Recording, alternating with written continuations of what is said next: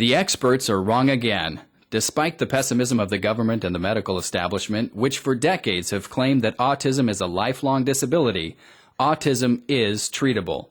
In the past few years, thousands of autistic children have recovered primarily through approaches pioneered and advocated by the Autism Research Institute as part of its Defeat Autism Now, or DAN project. Since every autistic child is different, the DAN approach entails determining what each child requires, then utilizes safe, natural methods to correct the child's biomedical disorder, avoiding drugs if at all possible. This video shows film and stage star Lou Diamond Phillips introducing for the first time in history a group of children formerly diagnosed as autistic who are now, as you are about to see, quite normal. In science, first we wonder, then we think, study, and experiment. From this we learn, and the more we learn, eventually we become masters, and once we become masters, we can be teachers. It is now my great pleasure to introduce to you the senior teacher in the autism world, Dr. Bernie Rimland.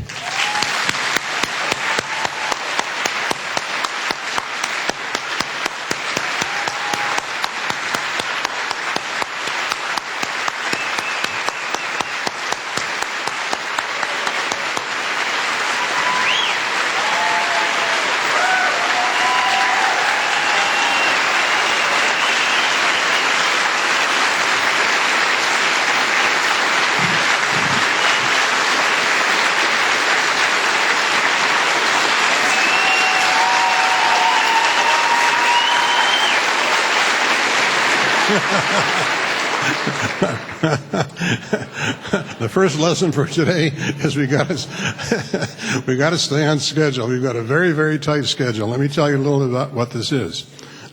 Maybe you already know. We're going to be introducing to you some recovered autistic children. This is really a historic moment in the history of autism. The medical establishment, including all the organizations that we're aware of other than ARI, almost all, I guess, have been claiming for years that autism is essentially untreatable. There was a summit on autism in Washington last November, in which they said in maybe 7 to 10 years we may have some drugs that might work. The FDA has come out with a position paper saying that there's no treatments for autism and it is drug to kids. The American Academy of Pediatrics has the same position. The NIMH has recently come out with a bulletin, not a bulletin, but a little booklet on autism saying the same thing. Autism is essentially untreatable at this present time. All you can do is drug the kids. No one considers that to be any kind of a cure. All you can do is drug the kids. Well, we can prove otherwise. We can prove that the kids can recover. So this is the historic moment. We're going to introduce you.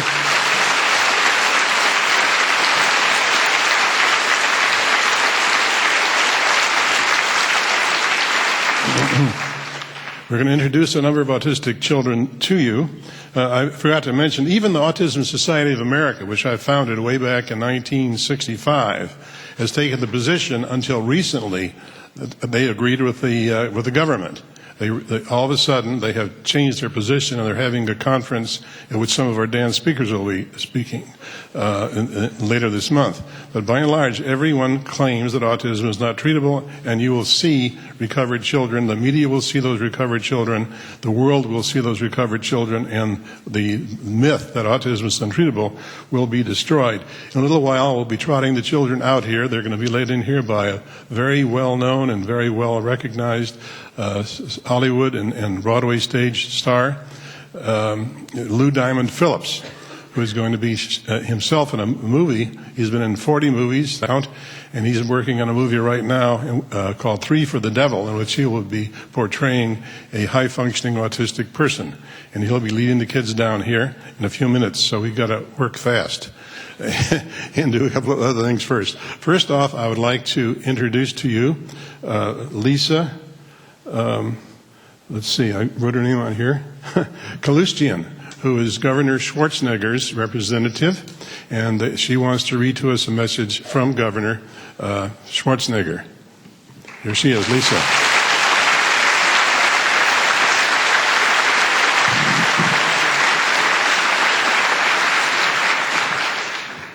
Thank you. I'm thrilled to be here on behalf of the governor. And as I'm sure you all well know, just last week, the governor signed legislation to prohibit vaccines from containing thimerosal.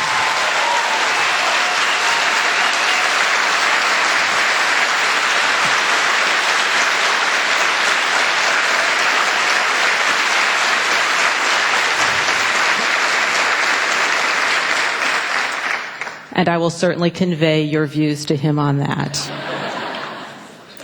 The governor is very sorry he could not be here today. As you may know, he has just finished signing hundreds of bills, and so he is sorry about that. But I did bring a letter of greeting from him, and I'm going to briefly read that to you. Californians are a committed and compassionate people.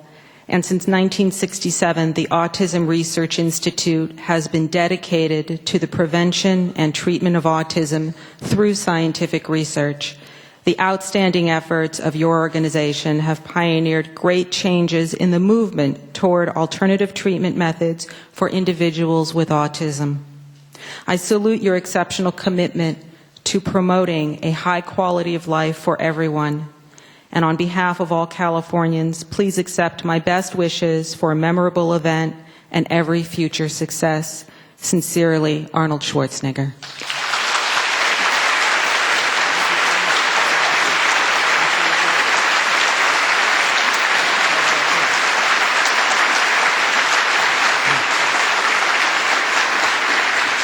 Well, we want to thank Governor Schwarzenegger for his act of signing that bill, and there are many other things that he can do and will do and has been doing on behalf of autistic children, so we are very grateful for his support. I would like to be able to send Governor Schwarzenegger a video of this audience thanking him. So let me ask you, if you're a parent of an autistic child, please stand. If you are pleased that Governor Schwarzenegger signed that bill, wave your hand. Okay? Now, please remain standing. If you believe that your child would be normal today, you have good reason to believe your child would be normal today if it were not for the vaccines the child was given, raise your hand and wave your hand. Please get them on your tape. Okay. Are there any nays? Well, there are some. My own son was not vaccinated before he became autistic, so there are some. But by golly, there's a lot of us that believe, for good reason, that our kids' autism is caused by vaccines. Anyway, we will send the governor, by you, a copy of this video, and we certainly want to appreciate your being here and giving us the governor's message. It's very much appreciated. Very happy to be here. I will.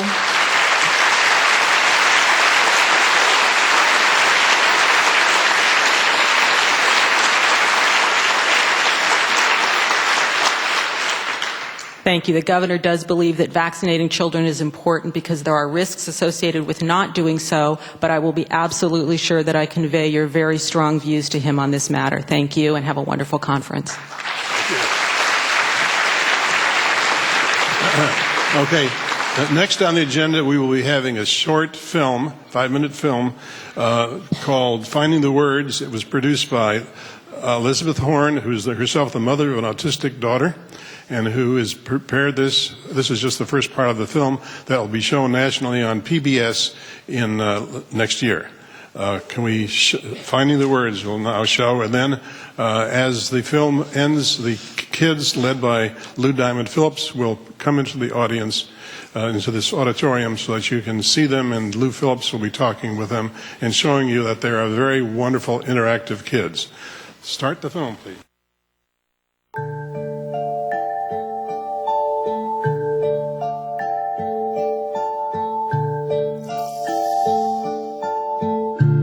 With Hamza, the pregnancy was just normal, totally uneventful, and he seemed like just a beautiful boy at birth. He was beautiful.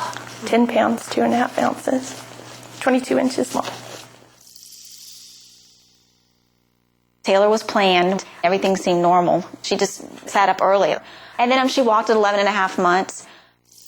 The woman that ran the school said she's doing so great.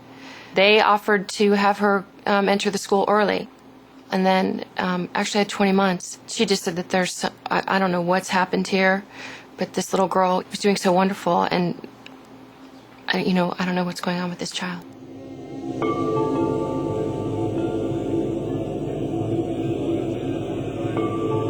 I noticed a difference in Caroline. She did things like stimming, where she would line things up and just play endlessly. She didn't sleep. A day didn't go by where she didn't tantrum. Normally 3 or 4 a day, anywhere from 30 minutes to an hour. One time she hit me in the nose and she knocked me out. He would be sitting right in front of us, and you would shout his name, say, Hamza, and he would not even look. December the 20th, I came home from work. It was exactly 7 days after the vaccine. Ryan was running a very high fever. It was over 105. And we were both very concerned. We'd never really seen him that sick. In the emergency room, they gave him a shot of antibiotic, and they sent us home. After that episode, Ryan wasn't...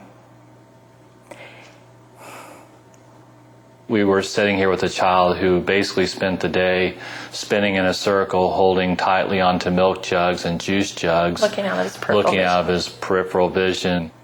Ryan's not the same child that he was before he received the MMR. He had bronchitis when he was 7 months old, bronchiolitis a year later, and every month upper respiratory viruses with chronic ear infections. And our general pediatrician said it was really important to keep his shots up to date. Meanwhile, we were giving him medications for his ears, for his upper respiratory. And I started really noticing something maybe at 15, 18 months. He wasn't getting better.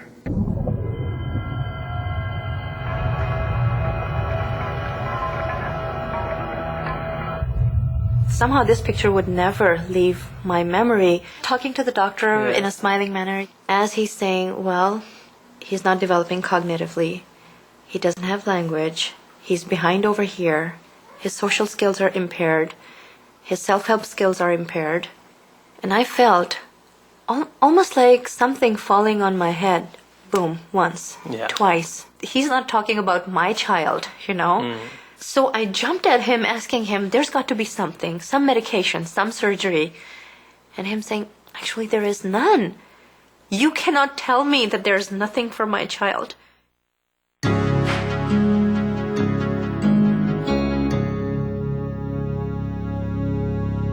We think it's a kind of like a multi-causal, very complex situation that involves the vaccines and toxins and maybe a genetic susceptibility or fragility involved. The first person I spoke to was Bernie Rimland, and he recommended getting on the internet, and he recommended the supplements. We realized that she was actually biologically sick, and so that's where we started to treat her. We first took a route of speech therapy because Andrew was pretty much nonverbal. That led us into occupational therapy. Then we started listening programs, auditory integration training, fast forward programs. Andrew is on vitamin B3, B6, B12, the omega oils, the glutathione. We had a home-based program for Hamza because on any given day we used to have like 3 or 4 aides coming to our house working with Hamza. I knew that the diagnosis that she got wasn't my child. I knew prior to that she was so bright and she was doing so well, and I knew somewhere in there was my little girl.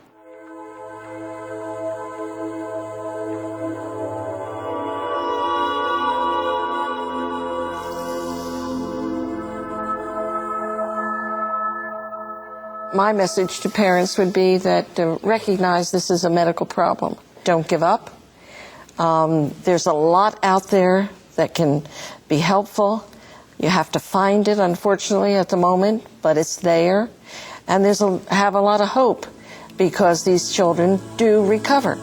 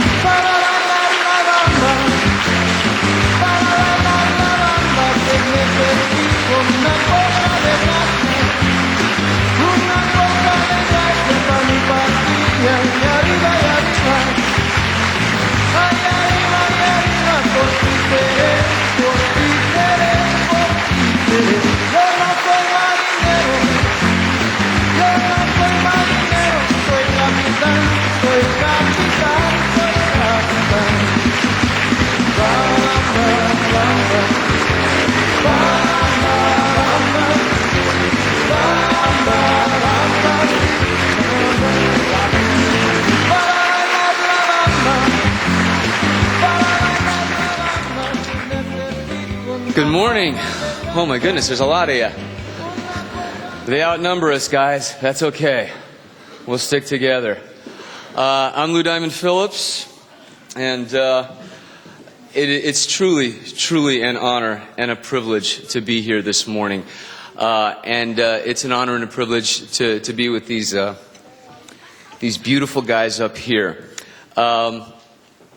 I have the great opportunity many times in my life to portray heroes in film and in television. And today, it's nice to be here with some real heroes, these young people and their families.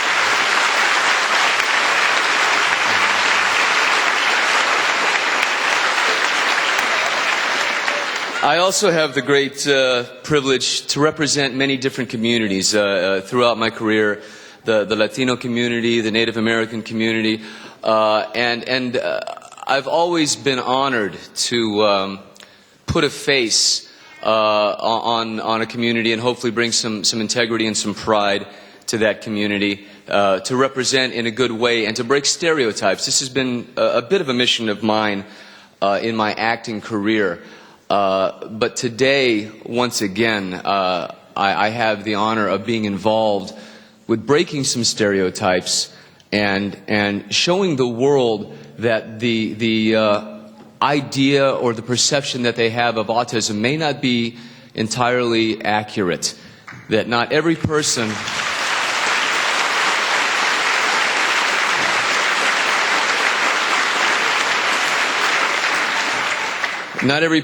afflicted with this condition or who falls on the autistic spectrum has to be Rain Man. This is not the case at all. And the American public needs to be educated and brought in, to our circle so that they understand. And these children and their families are proof that recovery is possible, that early intervention is the way to go, that it makes a difference in their lives, and they are a huge, I think, example of the fact that there needs to be mainstreaming, that they need to be included in society, that they deserve their rightful place within our schools and in their soccer teams and their and their lives and their families. So. I'm just the spokesperson today. These guys are the heroes, and I'd like you to get to know them a little bit. So we're gonna ask a few questions up here. Am I just grabbing this mic? Oh, fabulous! Good. We don't have a script, so I don't know what I'm doing. I'm just an actor. Let's start. Hey, Ben. Well, I got a chance to talk with all these guys earlier, and we talked about a lot of really cool stuff. And, this question, I wouldn't answer this question on Access Hollywood, but Ben's willing to answer it today for you guys. Ben, you sure about this? What is your most embarrassing moment? It was on Halloween, and at school you can wear the costumes that you want to or not, and I'm a huge fan of Lord of the Rings, so I was Aragorn from Lord of the Rings, and... Well, he was the hero, yeah. Yeah, anyway. And so I was wearing my mom's boots for the costume, but they didn't look like women's boots with the costume. And then PE came in, how do you have to wear gym clothes for PE? I didn't bring sneakers. I was walking around with short pants and a t-shirt with wearing those boots, and everybody was like, "Hey, dude, why are you wearing girls' boots? You're weird."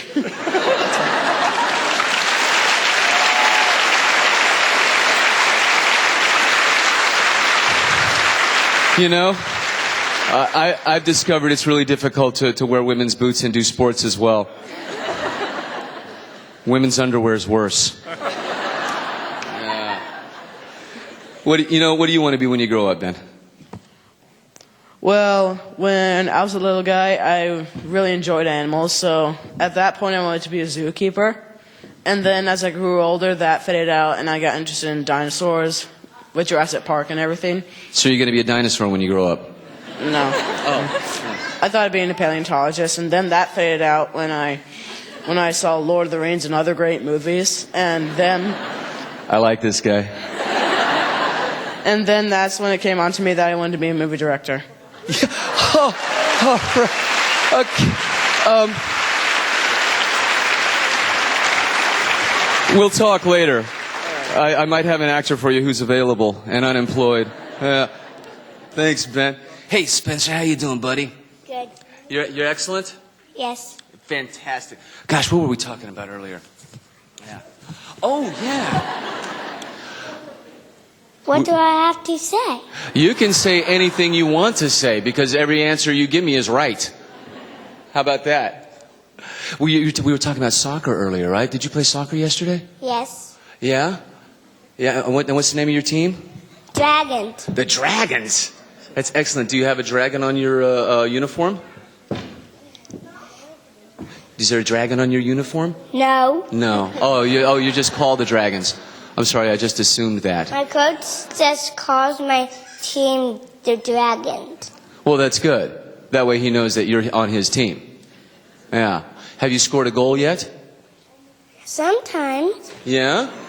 Really? That's great. My goodness. And you brought your brother and sister today? My sister's on the Dolphin team, but my brother will do hockey next month. Oh, fantastic. What's your brother and your sister's name? My brother's name is Skylar, and my sister's name is Scarlett. Right. What are those? All those names start with the same letter. S. Right. That's amazing. But your mother's name is Amber. What's the deal with the S's? You don't know? She just likes S's? It's because you're super, right, Spencer? Yeah. Oh, okay. Superman has an S. Let's see.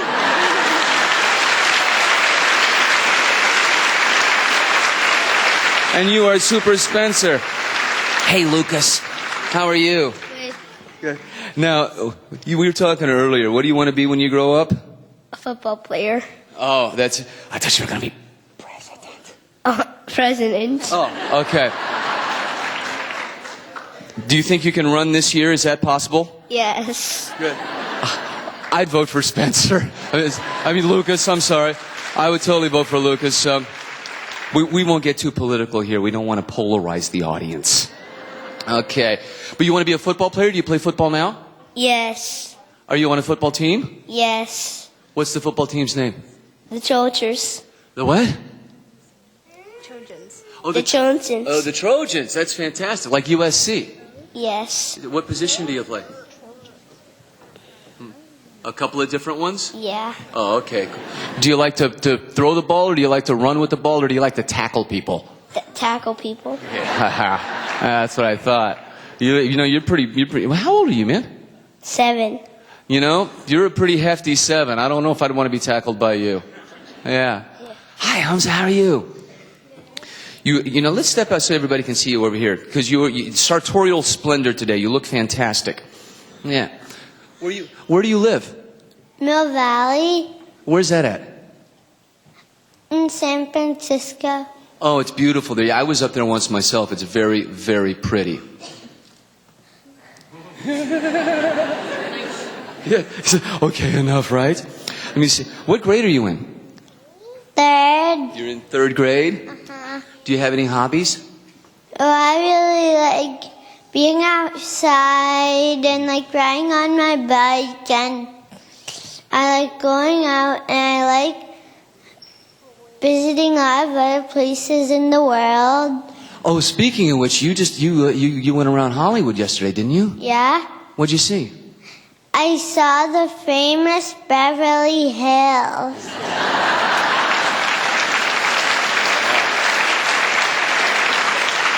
And you went to the man's Chinese theater? Yeah. What do they have there? They have the stars' hand and butt prints.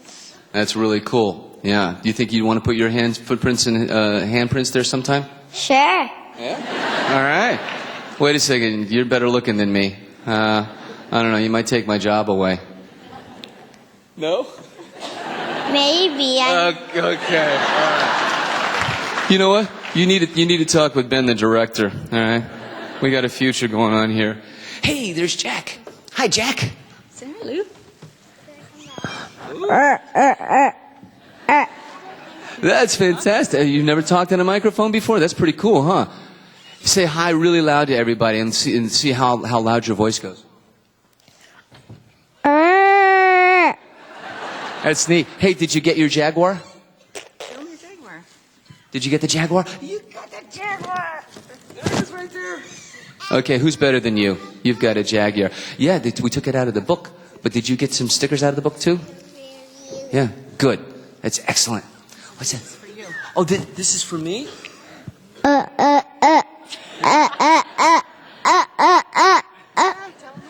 What is this? This is monster. It's a monster? Oh, fantastic. It is a monster. This is great. Thank you very much. It's just like your shirt. We can be twins. Maybe we can go out together and get lattes. You gonna give me your nose again? Give me your nose. Come here. Give me your nose. Jack, give me your nose. Can you tell him a joke? Can you tell him a joke? Good. Huh? Can you tell a joke? Good job. Good job. We got everybody over here. Oh, we got to go this side. Hey, Hunter, how are you, buddy? Good. You good? Yeah. Where's your brother at? I can't see him. Oh, no, I can't see him either. That's okay. We know he's here, right? Yeah. Are you guys on the same soccer team? Yeah. What's the name of your soccer team? Gannon Plumbing. Gannon Plumbing. See? Now, is there a picture of Gannon Plumbing on your uniform? No? No. Who's the coach? My daddy. Isn't that the coolest? What else does your dad play, by the way? I don't know. No? Oh, there's Mason. Hey, buddy, how are you? Good. Excellent. So, he plays poker. I see you always wins. Yeah. Okay, yeah, that's what Daddy tells you when Daddy plays. No, that's what Daddy tells Mommy when he plays poker. I always win. Yeah. Does he play poker with you? Yeah, home. What's the highest card in the deck? Ace. Yeah. Good job. Good job. Hey, Matthew, are you looking at yourself up there? Yeah. How do you think you look? Good. Yeah. All right. I got a bunch of budding movie stars up here. This is crazy. Yeah. How you doing today? Good. Excellent. Oh my gosh, I think we have some. You know what? I'm not even looking at these cards. Good gravy. You know, because first of all, because these guys are so smart, you can ask them anything. It's ridiculous. Oh, hey, what were we eating earlier? What? What were we eating earlier? Waffle. No, me and you together at the table. What were we having? The nuts. Yeah, and what's your favorite? The cashews. Bless you. What's your favorite? The cashews. Bless you. These are the bits, folks. Are you on a soccer team as well? Yeah. Oh my goodness. What's the name of your soccer team? Stingers. The Stingers? Cool. Well, now something strange happened yesterday. You want to tell me about it? A couple of the guys from the other team came to play on my team. You get it? Thank you for explaining it to me. I'm a little slow.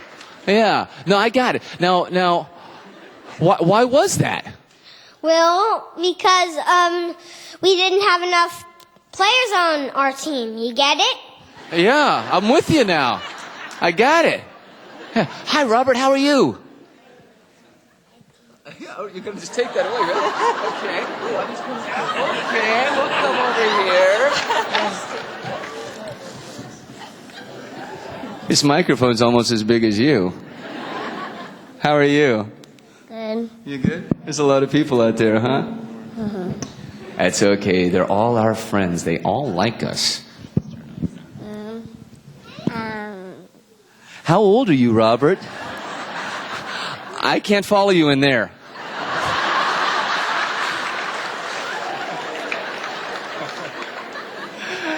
How old are you? 3. You're 3? Hey, do you know how to say that in Spanish? Sí. Yeah? Oh my goodness. And you came here with your sister and everybody today? Are you excited to be here? Yeah. But I go to school. You go to school? That's neat. Do you have some friends at school?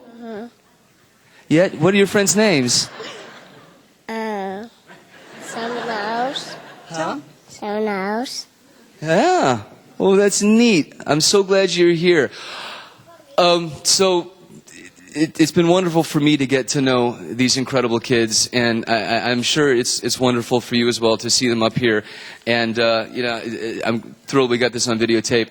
I don't think anybody will be able to walk down the street and point their fingers and say, "Look at that autistic child." They would just say, "Look at that beautiful child."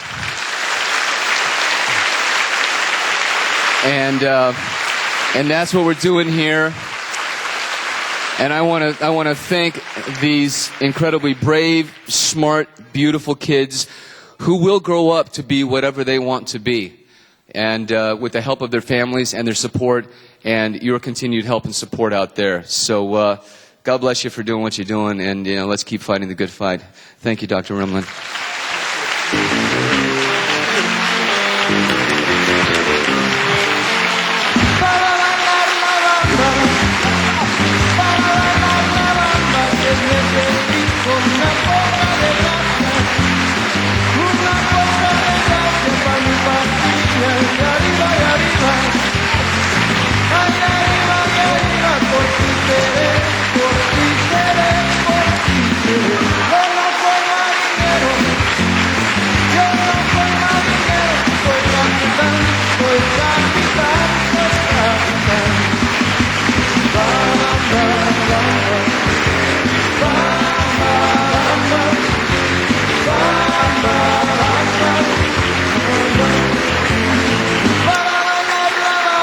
Thanks very much, Lou. You just did a beautiful job showing everyone what wonderful, wonderful kids we have there. And thank you very much, too, to the parents for bringing your kids. And thanks most of all to you kids for coming here and showing us what you can do. It is really, really very much appreciated.